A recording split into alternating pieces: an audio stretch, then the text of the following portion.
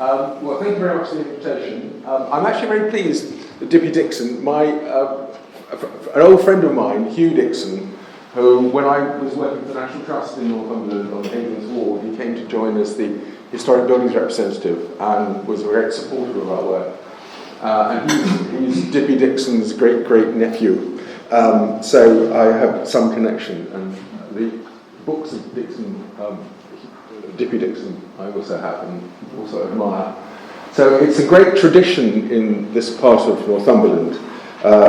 And what I'll be talking about is more or less contemporary with Dippie Dixon, are the beginnings of the workings at High Rochester, which I'm very grateful to be able to say continued right up until this year.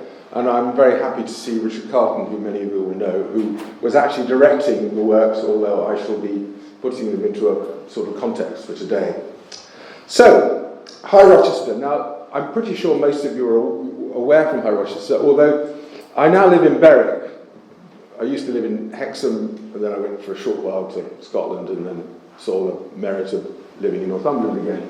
And High Rochester is not the easiest place to get to unless you're going northwards on the A68. But at the same time, it is a remarkable Roman site. And I hope this afternoon I shall be able to explain some of what has been known from the past and what there is still yet to find for future works. This is one of Richard's drone images, and Richard is very competent with drone. And this is, I think, a great view. And you can see in the centre, I can't get this laser pointer to work, where it doesn't seem to be shining on the screen. It doesn't matter. In the centre of that, you can see the rectangular platform of the Roman fort with a few buildings within it, and the countryside around. We're looking to the east, up towards the beyond the Ottoman ranges, and you must always remember the sound of war is never far from High Rochester. It's always the chatter of machine guns or the crash of cannon. So warfare is your constant reminder throughout the year. The situation of High Rochester is along the line of Deer Street, which is marked there on the right-hand map, and more generally within the context of Roman Scotland in at the end of the 1st century AD, after the Agricolae campaigns and the establishment of the legionary fortress up at Inchtoothil beyond the Tay. But of course the Romans withdrew shortly after the construction of many of their sites north of the Forth, and they drew into the borders, effectively to the area around Newstead and back towards the Tyne Valley in the very last decade of the 1st century and around the time of the Emperor Trajan. But this map on the right shows you the situation of High Rochester along the line of this great road, which of course linked York to the south, and David in fact talked to the Border Archaeological Society at the beginning of September about Deer Street and the archaeology of Deer Street, and many of you will be familiar with this as it goes over the Cheviots northwards. So the point about High Rochester is it's one of the important points along the line of the Roman communication system at some times, and then latterly it becomes what we call an outpost fort. In fact, for much of its history, it's the most northerly major fortress in the Roman Empire.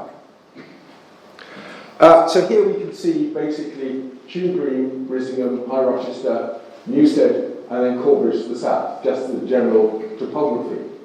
The situation of both High Rochester and Risingham is very strategically organised, because essentially Risingham, which I'm sure you're familiar with this, but it's just to the west of West Woodburn on the River Reed, but it's very close to where the Reed enters the North Tyne.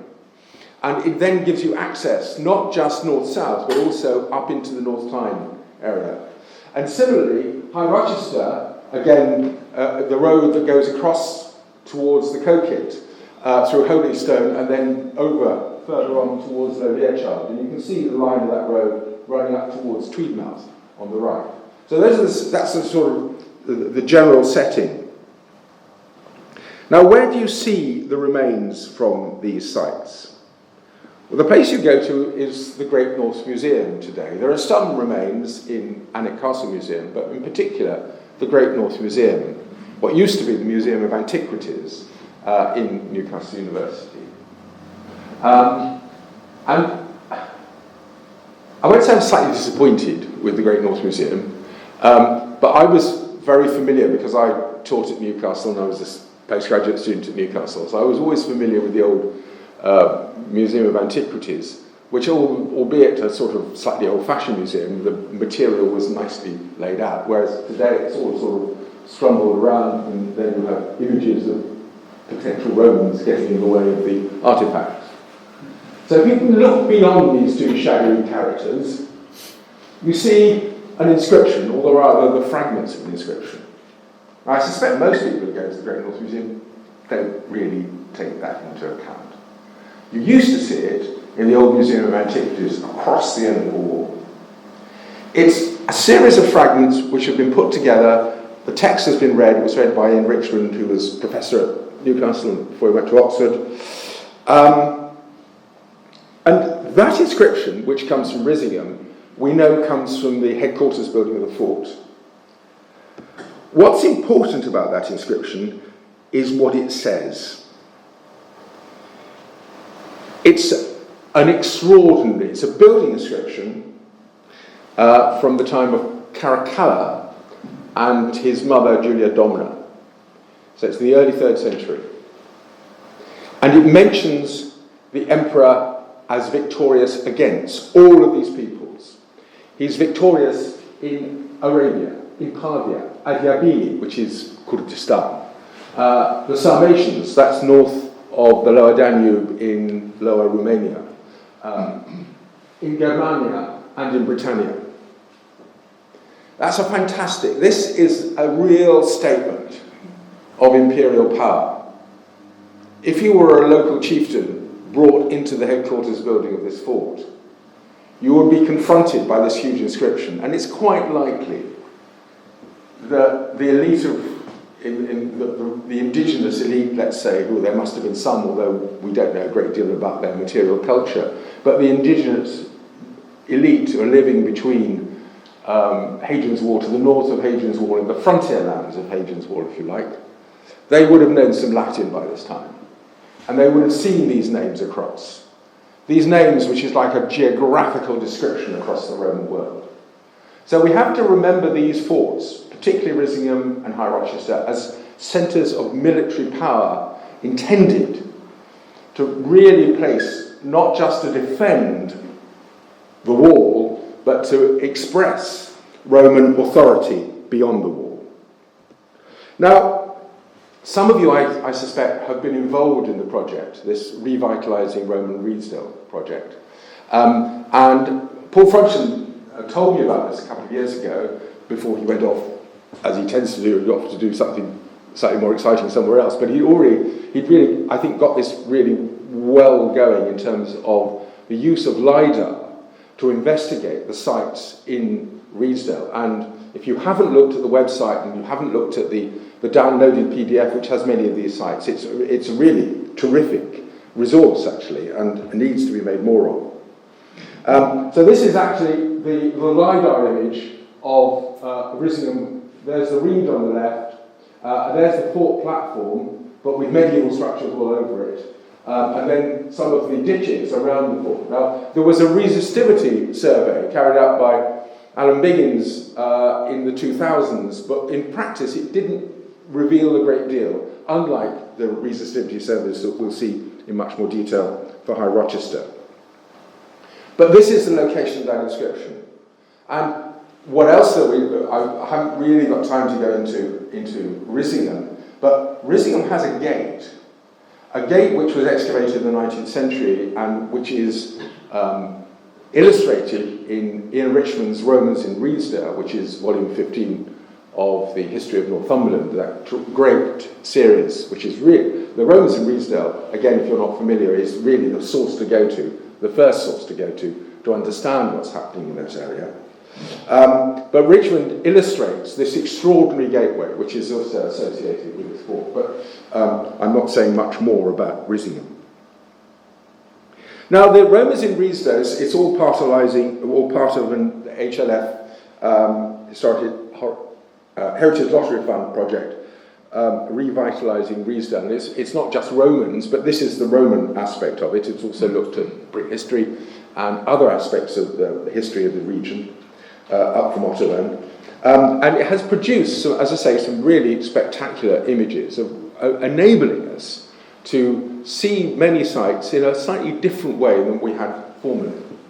So this is the overall pattern, which you can see the fort of High Rochester is over on the right. It's that rectangular. We'll see images of this time and again. But what's interesting here is that you can see that High Rochester itself is not alone. On the left of the burn, which is that sort of sinuous line, sorry, I don't know why this thing doesn't work, but it doesn't. Doesn't it? You see that sinuous line, that's the Sills burn. And sometimes the LiDAR images, sometimes they come out the wrong way. But on the left of it are a whole sequence of Roman marching camps. So we have not just the fort, but we also have marching camps, these marching camps at Burnham. So there's the fort on the right, and a sequence of marching camps, the central one, which is very clear, and a larger one, which presumably precedes it. And that then is the later marching camp, better preserved in the middle. So we have from these images evidence not simply of a Roman presence in a fort, but also that what's so significant about the archaeology of northern Britain, and here I include northern England and Scotland, in terms of what survives in the uplands, in areas of permanent grazing, in terms of features such as marching camps and other more ephemeral traces of the Roman military presence. Now, for High Rochester, what I'm looking at today is essentially what is known from archaeological investigations over 170 years. The first excavations at High Rochester started in 1852 and again in 1855, funded partly by the Duke of Northumberland, Algernon, the Duke of Northumberland, and secondly by the Society of Antiquaries of Newcastle. That excavation, and this doesn't receive the credit that it's due, that excavation created the first plan of the interior of a Roman fort. And I'm not sure that's anywhere in the Roman Empire, but it's certainly anywhere in Roman Britain. And I suspect it might be anywhere in the Roman Empire, but I don't know. I don't want to hold myself, some German might come and contradict me. At the same time, there were very significant... thank you very much. It's faint, but it works. Yes, it's the top one. Top one. That's that. Sorry. At the same time, there were significant discoveries. I think probably very significant discoveries, but not a great deal has survived.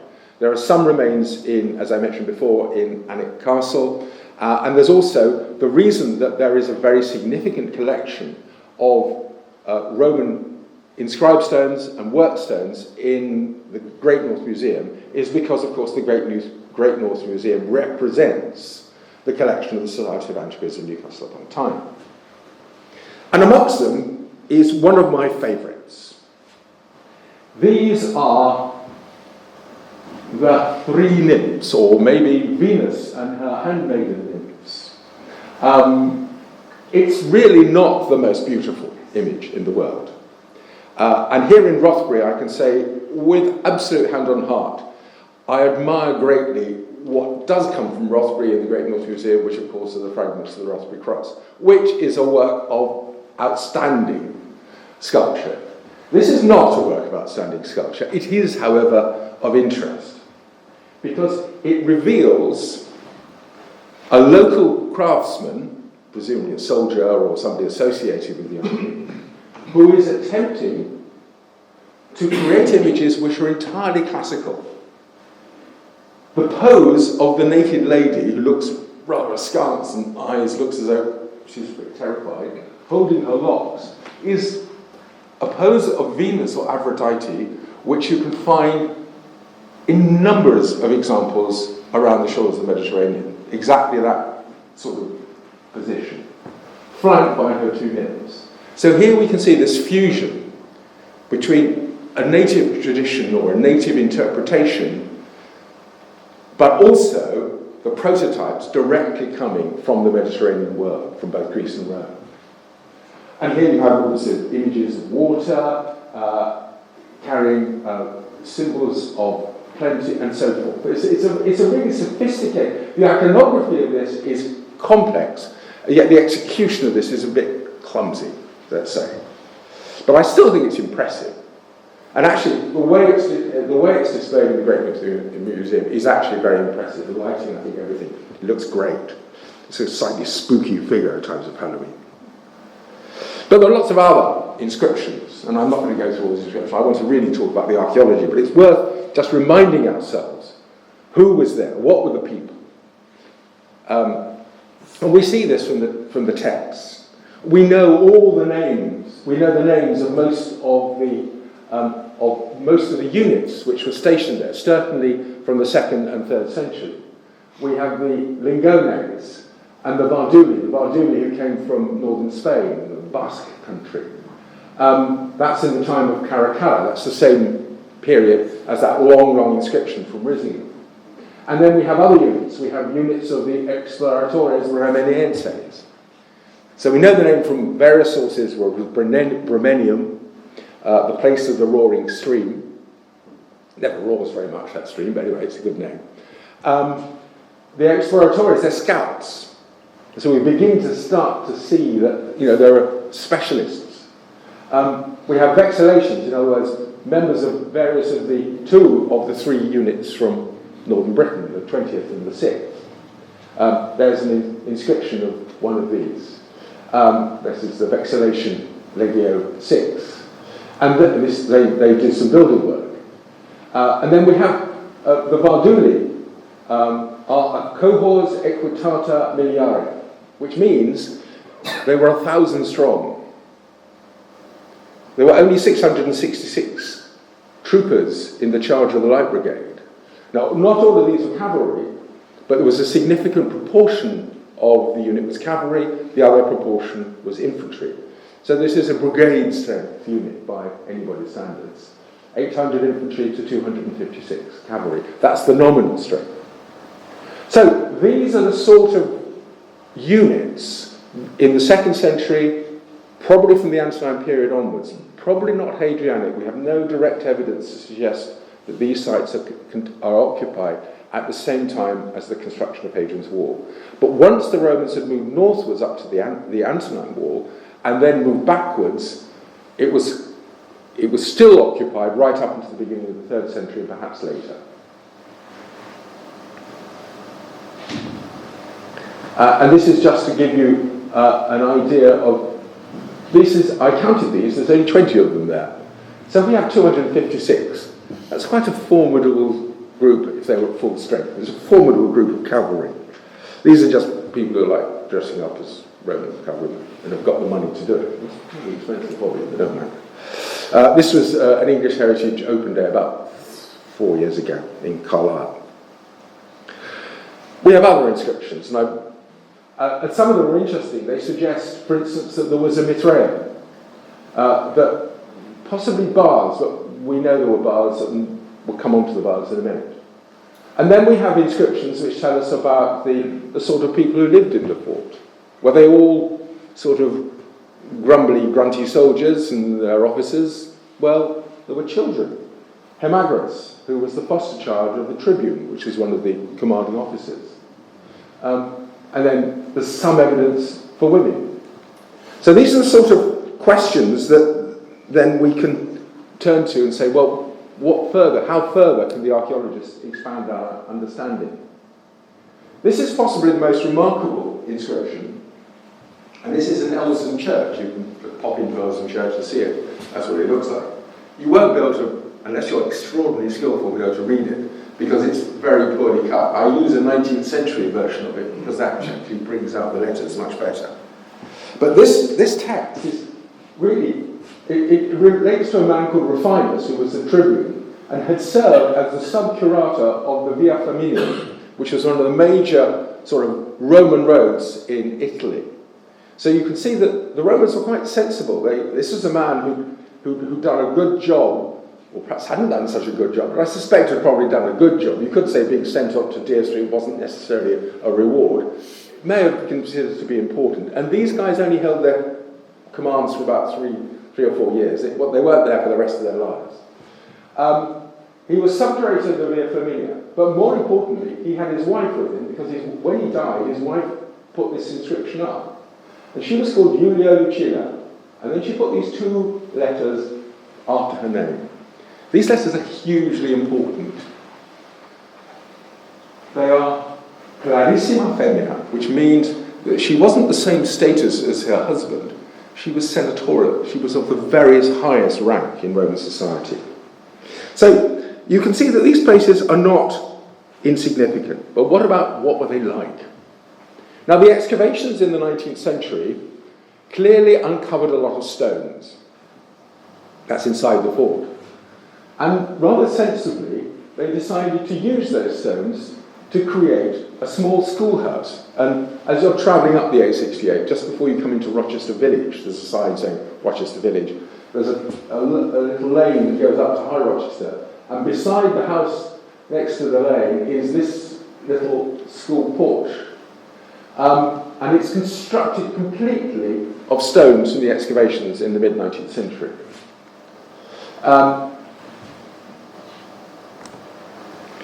I haven't identified all of this, is rather crude the way I've done it, but you can see at the top is a pier base. A pier base probably from the line of a barrack. It's the sort of thing we know from housesteads, and it would have supported the veranda in front of one of the barracks. And then we have a stone-carved window head. Could have come from a whole range of buildings, towers, all sorts of other buildings around the fort. Lots of other reused stones, including water channels, as you can see marked there. And then, on the ends, like finials, are these huge stone balls. And these, it's argued, are ballista balls. It's difficult to see what else they can be. There is an inscription from the fort which actually talks of ballistaria. A ballista is a huge catapult which lobs heavy things at people you don't like. These very large stone balls, whether they were associated with the ballistaria, we can't be absolutely sure. But they certainly do look like the sort of balls that we know about from Roman sieges and all sorts of other things. So this is a place which doesn't have soldiers. It has sort of the technology which the Romans were able to use against a less well-equipped enemy. So there's all sorts of things. And this is the inscription which mentions the text Ballistari. It's there. So this is the remains of the porch. That's the outline of the interior of the fort, very largely as it was established from the excavations in the mid-19th century. So here you can see a photograph by 2 gates on the left. And if you look at this carefully, you may be able to see it. You can actually trace some of the features of the Roman building still from the trenches from the 19th century. And you can see how those features there pretty closely fit. This is the plan. So this is the plan that was published not long after the excavations in 1855. And there was another description also in Collingwood Bruce's The Roman Wall, I think from the 3rd edition. And as you can see, they excavated quite a lot of the interior, but not the buildings here, and they didn't examine that area here, although we now know more about that from geophysical survey. So we know quite a lot about the interior. The interior is very interesting. It has a headquarters building there, and it has 2 double sets of granaries, most unusually. That's a most uncommon feature in a Roman fort. This is just a detail of that plan, and you can see here, this is a feature as part of the headquarters building. Now, the 19th century excavation includes this woodcut. And you saw the steps that we saw in the previous slide, those are the steps that you can see there. So you can see how well preserved. I think This is an example of the standard archaeological ploy of trying to exaggerate your finds. You find the smallest man possible in your photograph in order to give the indication that your finds are much greater. Mortimer Wheeler was an absolute star at this. If you look at his trenches from hill forts to the south of England, he always found this sort of short guy standing at the bottom there when I'm photographing my man. And, but I think that he got an extremely short, unless he's on his knees. I don't believe it's that below the ground. But anyway, it gives us an idea of what is preserved still underneath that central turf at Rochester. So this, of course, is Housesteads, and this is what we can see today, and we know the plans of that fort from more extensive trenching again financed by the Newcastle Antiquaries in 1898 by R.C. Bosanquet. And that's become that was the sort of prototype for our understanding of certainly many of the forts on Hadrian's Wall. But as I say, High Rochester was there before. Nothing then happened in terms of archaeological investigation that I'm aware of until the 1930s. And at that time, in Richmond, who was teaching at Newcastle Roman archaeology, took on the task of writing this chapter in the history of Northumberland, a chapter entitled The Romans in Redesdale. And in 1936 and 37, he undertook small-scale excavations. Richmond is renowned for doing small-scale excavations and making quite significant conclusions from them, but in this case, we can see a photograph of his excavations. And he was able to identify a whole series of different phases. So there, marked C, is in fact the remains of a turf fort. And this is the ditch of that fort, which he recognised. And then here we can see the base of a stone footing for, he didn't fully recognise this, but we now know this to be a turf rampart, and we'll be seeing more examples of that later. Then he was able to see that there was the first stone fort, which he marks as D, and then there's another stone wall, which represents another period of pretty major stone construction, which is there marked as E. And on the basis of that, he was able to identify the major phases of structural occupation from a really very small trench. And he did one or two other small trenches, but that was it. And then he set about, he produced this, I think it's about 70 pages long, this chapter in the Northumberland County History. And remember that doesn't just include Roman things, it's not just the rotten Romans, it also includes, there are lots of very well-preserved native sites in the area, he includes plans of those native sites, and he clearly wanted to integrate the contemporary Roman age sites with the Roman presence. So there was no question of ignoring one at the expense of the other. So if you remember that engraving from 1855, in the 1990s, when I was teaching at Newcastle, the Northumberland National Park invited the department in Newcastle to carry out a series of training excavations, which were funded by English Heritage, in order to try and assess the archaeological remains at High Rochester.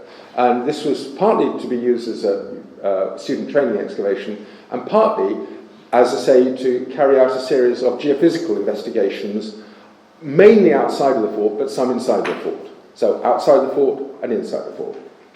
So that was the plan. And here you can see the remains of our preliminary excavations, just to try and assess the quality of the remains from the 19th century plan.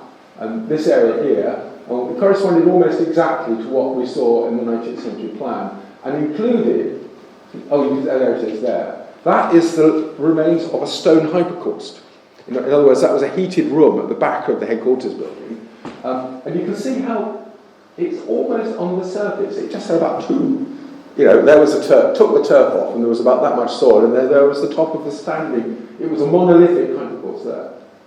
And those were located there in that south eastern corner of the headquarters building, which is looking northwards towards the north gate, although there's no trace of the north gate.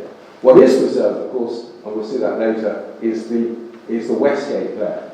And we'll be looking principally at the west gate of the fort in that direction. The remains here, this was discovered from geophysics, and these are the outlines of three barracks and another structure there, which were not on the 19th century plan, but we were able to identify from later geophysical survey. Now, on the surface, I'm using here a LiDAR survey from Re-Excavated in Redesdale. The LiDAR image shows you the profile of the fort very clearly, the situation of the headquarters building as we saw, the field which is extending to the west, which is known as Gallows now, and to the right we can see traces of the line of the Roman road Deer Street, and also you can see traces from the LiDAR of the Roman road running towards Holystone and then over past the Coquet towards Low Learchild, which then joins up with that road running up towards Tweedsmuir. Now, one of the big questions in the project we had in the 90s was, what is there outside of the fort? From Hadrian's Wall, we know that forts had vici, we had civil settlements. And since then, of course, we've had lots more evidence, whether it's from the geophysical surveys at places like Walton Chesters or Bud Oswald, or further surveys at Maryport and Newcastle University's excavations at Maryport, all associated with civil settlements from the line of the wall. And this is an English heritage reconstruction of the fort at Chesters. There's the North Tyne, there's the wall, the Balham, and this very extensive settlement, which looks actually pretty much like the caravan park of Berwick. I don't really think a Roman settlement would have looked like that in practice. And in practice, if you look at the air photographs, the buildings don't look like that. But anyways, it gives you an idea of the extent of habitation outside the area of the fort, that they're not all concentrated within the stone walls and within the barracks that we see there. Now, of course, High Rochester isn't like Hadrian, it doesn't have a great wall in front of it. But there was an analogous situation. This is from Cumbria, this is to the southwest of Carlisle, going on the road that leads down towards Wigton and the Cumbrian coast. And this is the site of Old Carlisle. And here you can see, this is only known from air photography, but the air photography is very compelling. Here you can see the outline of the fort and the buildings within the fort. And this is the line of the major Roman road running past. And if you remember that view we just had of High Rochester, there you saw Deer Street running past to the east of the fort. And there at Old Carlisle, it's pretty obvious from the air photograph that there are buildings, strip houses, all along the line of the Roman road, plus another cluster in front of what is the east gate of the fort. So there we have a potential model for what we might be finding at High Rochester, if there had been a significant extramural settlement. So the Old Carlisle version was what we're looking for. Excuse me. Right, so we then use ridge and furrow, particularly in this area there and in this field here. Remember, this is the area where you can see the traces of the Roman road. So were we going to find, from the geophysical survey, were we going to find traces of Roman buildings and so forth? What you can see, of course, and I'm sure many will be familiar with this, is there's lots of evidence for post-Roman, medieval, and probably post-medieval rig and furrow, particularly strong rig and furrow there, fainter traces here, and again faint but clear traces from the LiDAR. It's not apparent really from on the ground in this field here, but the LiDAR picks it up. LiDAR is an incredibly powerful tool in this case. So this was the results of, there were two sorts of geophysical survey in the 1990s, which were carried out by a commercial company called Geoquest, who were based at Durham. And they carried out a magnetometer survey and a resistivity survey. Now, resistivity surveys are much more time-consuming and therefore much more expensive, so they're less commonly carried out. But we were very fortunate to have the resources to do both geophysics, both resistivity and magnetometer. So there you can see the outline of the fort that you've seen several times, and I hope it's familiar with you. Here you can see those traces of buildings in the northwestern corner that I pointed out before. The headquarters building is there. But otherwise, in that area there was nothing, it was nothing compelling coming out. I think that's because the 19th century excavations had disturbed the ground sufficiently not to be able to have a useful geophysical signal. You can also see traces of a later rig and furrow coming up there, and all sorts of features which we shall be returning to in this area here, to the west, and to the east, along the line of Deer Street, something, but nothing in terms of the density of settlement that we saw from the photographic transcription from Old Carlisle. Now, the resistivity, as always, presents a different picture. Again, the interior is not particularly well reflected. To the east, you can see the line of the Roman road to Holystone and Learchild running off beautifully there. The line of the Roman road running down here, going past to the southwest, some of the best preserved examples of Roman funerary architecture in the north. I'll show that in a second, including at Petty Knowes, a particular cemetery of small tumuli which were dug by the late Beryl Charlton and published. So, in terms of excavations, part of the purpose of this was as a training excavation for students. So we carried out excavations to the east, and we carried out much more limited excavations to the west. This is just to show you the line of that Roman road running over towards Learchild, and that's the line of the Holystone Road, which the Holystone Archaeology Group, and with Richard Carlton, excavated a few years ago. And that's the line of that road, that's Richard's slide. But here, to the southwest of the fort, you can see this tomb. In fact, there were 3 tombs. The other 2 tombs, the stonework has been robbed away, but this tomb is still there. So it's quite exceptional survival. This is presumably a high-ranking officer or something. They're called officers' tombs, I think probably quite correctly. Those have never been excavated, whereas the cemetery of cremation burials was excavated in the 1980s. And this is just to show the sort of traces of material that was discovered from the excavations on the east side on the line of the Roman road. So we found traces of the road, traces of the ditches, but no significant traces of buildings of the sort that one might anticipate from a Vica structure. Let's turn now to the west. And in fact, most of what I should be saying now looks to the west. If you remember, Ian Richmond had excavated a small foundation running at right angles to the corner of the fort. And what the geophysics seemed to indicate was that there was an enclosure there, which was to the west of the fort. It was particularly clear from the resistivity survey, but not so clear, certainly that feature wasn't so clear from the magnetometer survey. And there we see it again. Sorry, I have to, that's it. Now what this slide shows is the same, this is Richmond's trench re-excavated, so it was a really tiny little set trench. We excavated a slightly bigger area, and we're able to show that that's the line, the base of a rampart, which fits in very neatly with that alignment there, turning and then turning there. So we have a rampart on a stone base, which in itself is pretty uncommon.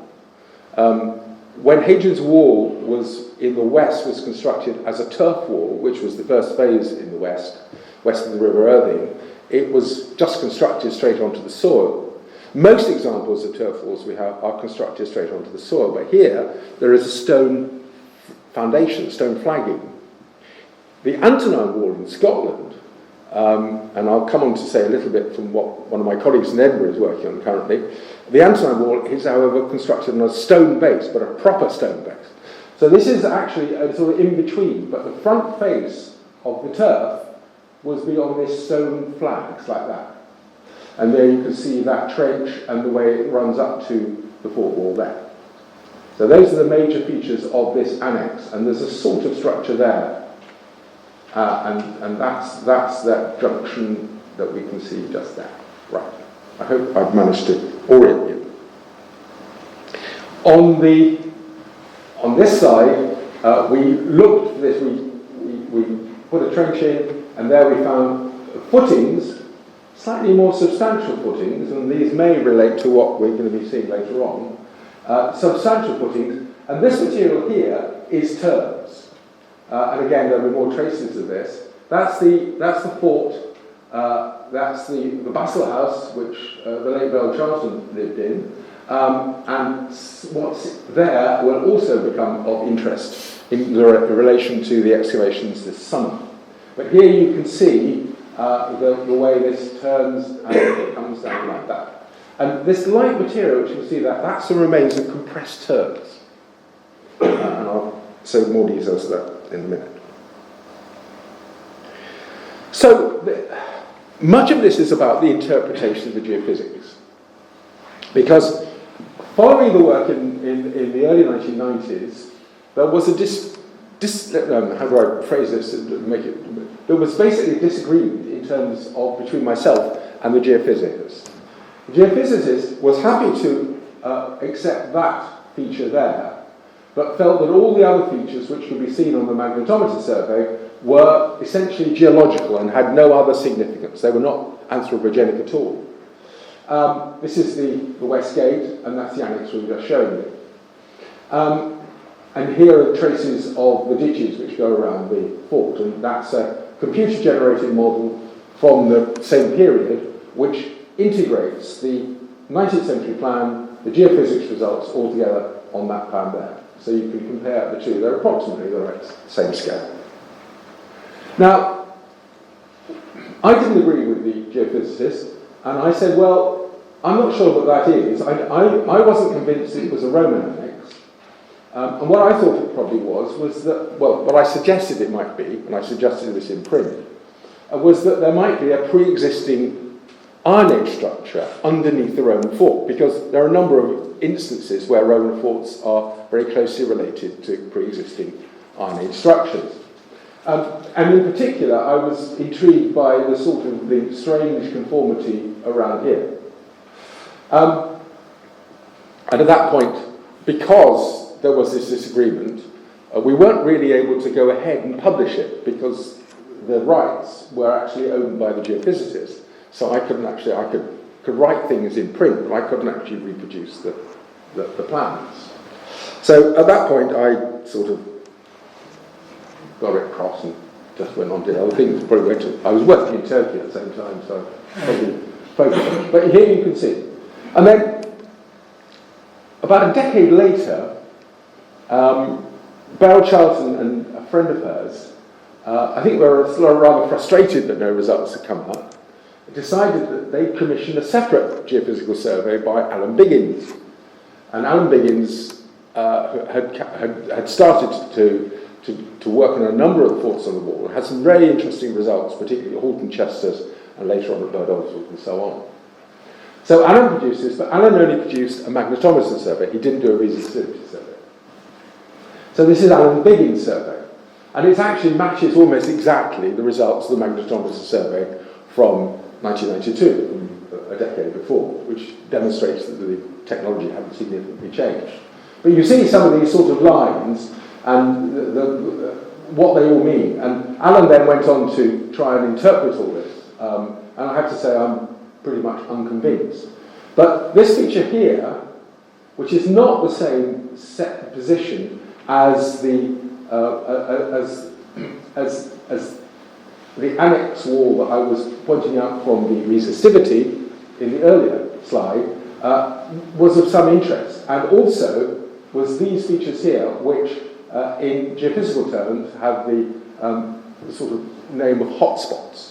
They reflect that there's been a significant amount of burning, and it's potential that there'd been some sort of kiln or conflagration and so forth there. So that was of interest. And at that point, nothing else happened. I then moved up to Edinburgh, I had projects elsewhere, and nothing happened.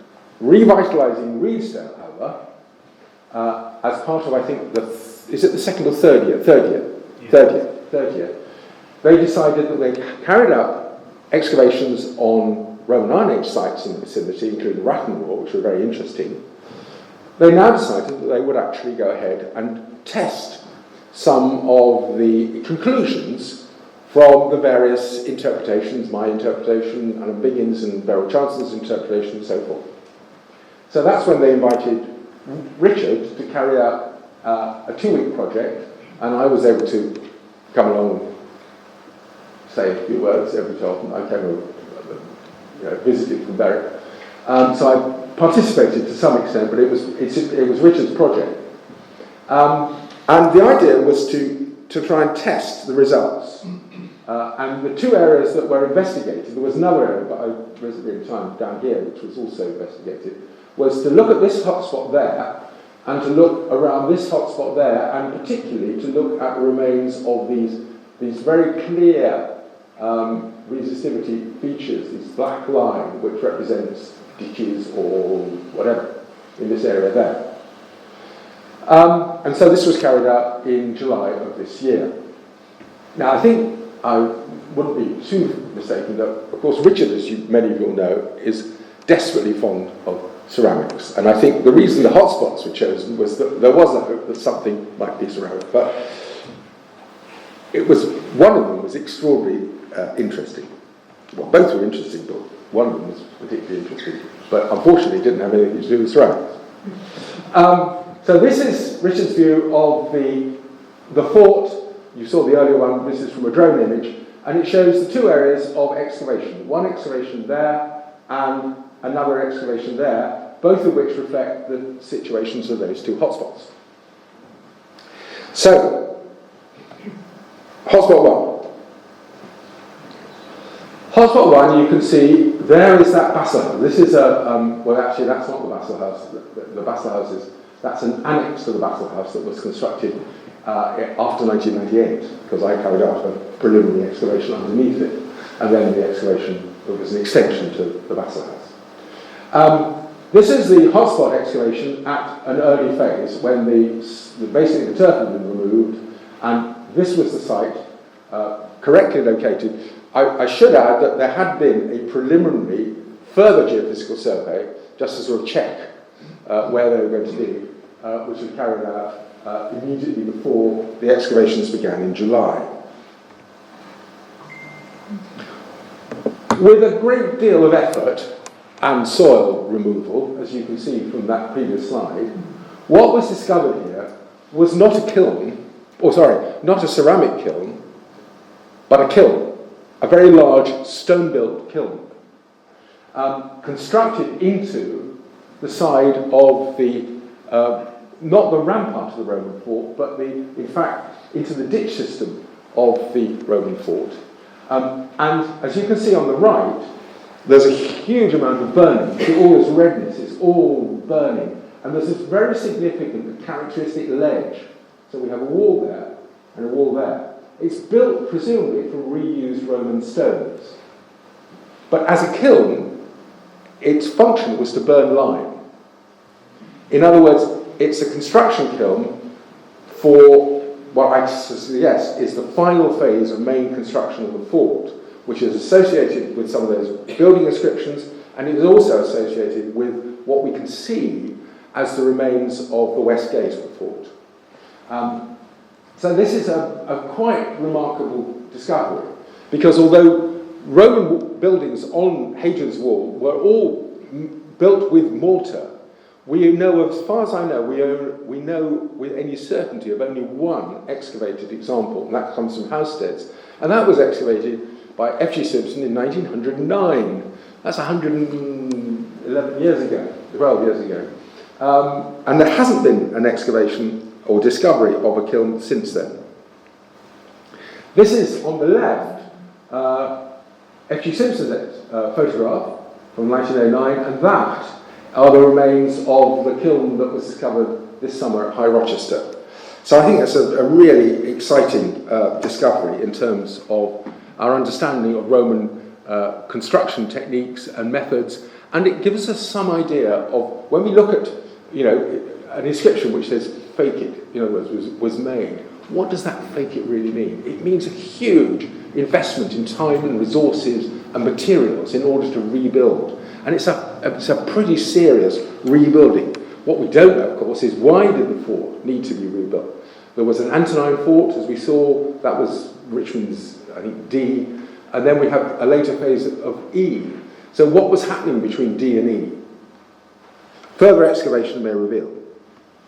So that's the West Gate, and this is the phase which I suggest. That's the situation of the kiln there. That's the West Gate there, and you can see it's got these very large stone blocks and this particular sort of moulding. And this is the traces of the south wall, the interval tower on the south wall. The outer face was robbed by the Presbyterian pastor at Rochester to build a church in the early 19th century. But enough was left. You can see these massive stones. So there's a really substantial rebuilding at this period. So that's that sort of sets this trench into its context. And this is a shadowy version. This is Richard's version, putting all the trenches and signs together. And here you can see the magnetometer survey. And the next two trenches up here were to investigate the features in that area there. So the trench on the right, the long trench, was able to, this is looking back towards the fort wall, and you can see this spread of stonework.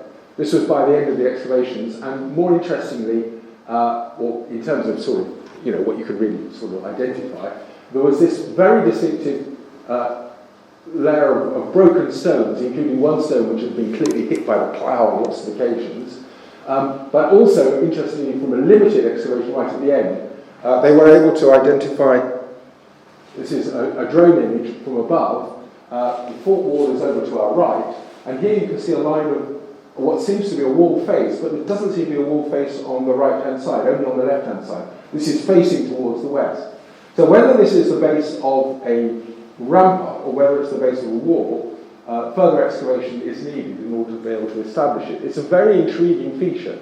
The top of it looks like what one might recognise as a robber trench, but you know, it's difficult to know. But this fits in quite nicely, but not. I'm not sure how we can be completely confident with the western end of the first annex, which I showed you from the 1992 excavations.